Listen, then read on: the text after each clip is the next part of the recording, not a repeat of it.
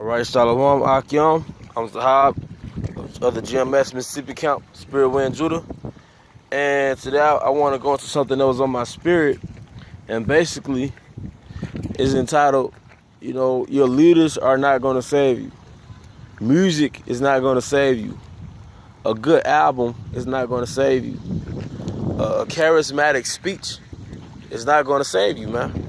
I work around Jake, and I talk about like face value stuff around Jake, and Jake, they put their little opinions in, and Jake gets overexcited about musicians. They get overexcited about artists. They overexcited about Lil Boosie and Tupac, and we Jake, we like our little thing. We have our little preferences for stuff. But Jake gets overly excited and defensive about these niggas, man. But a Tupac album has not changed your circumstance since you've been in America, man. A good album has not changed your circumstance, man. A good charismatic speech from a so-called black leader did not change your circumstance, man. That's all within the confines of nigga culture. That's part of nigga culture, too. A poverty pimp giving you a feel-good speech, making you feel good. Or some rapper talking about the struggle and justifying his actions. And now he's saying something that you can relate to, so you fall in love with the rapper because he just rapped your whole life.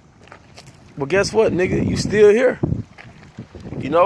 That Jake hey, man, something that a brother told me that I internalized, man, that if you get rid of, and this is for brothers in the truth, if you get rid of black culture, Yahweh Shai he'll show you something, man.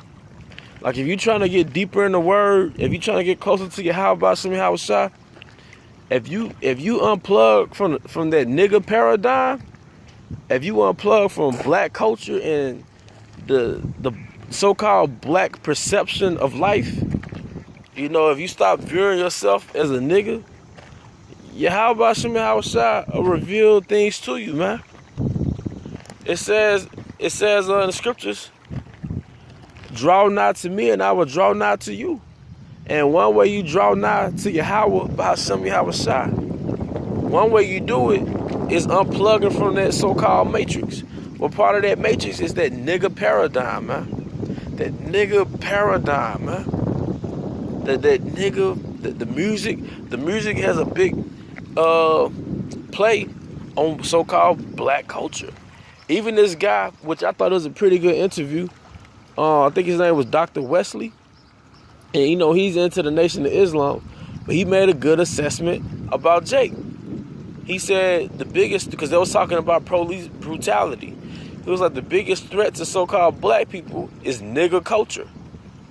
So the Most High is just revealing it to a lot of people that, look, the biggest threat is this culture that was socially engineered in Jake, man. Jake was socially engineered or socially conditioned to kill himself, man.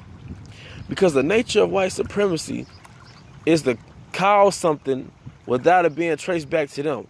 So we can say, man, we killing each other. Esau credit this algorithm, this system, to where we'll kill each other, but nigga, you manifested it. You brought it into fruition, man. A street nigga is a byproduct of white supremacy, man.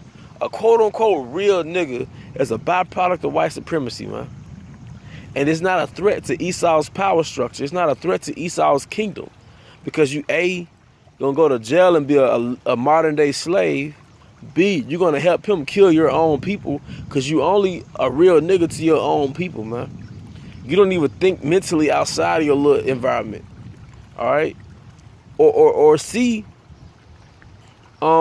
you just die, which is part of Esau's agenda of so-called black genocide, man. All right? Because from the time we were in Egypt until now, the biggest fear of any nation that had us within their kingdom is that we'll overthrow them, man. All right? You don't even understand how Esau looks at you, man. He can't be at peace with you because he understands that you are the chosen people. And just by genetics, even if you were to live in peace with Esau, you will overpopulate him, man. And that's a threat to his power structure, nigga. between us and the kingdom of Ephraim, who will be the so-called Hispanics, we will overpopulate Esau in America within 50 years, man. I'm just giving out a rough number. All right? But going back to the point, man, a rap album ain't gonna save you. Lil Boosie ain't gonna save you. Tupac ain't gonna save you. The movie All Eyes on Me is not gonna save you. A good charismatic speech from some nigga leader, some poverty pimp nigga leader is not gonna save you, man. Come to your house, Shimmy Howard shop, man. Alright? But with that, I hope you brothers are edified. To the next lesson, Shalom.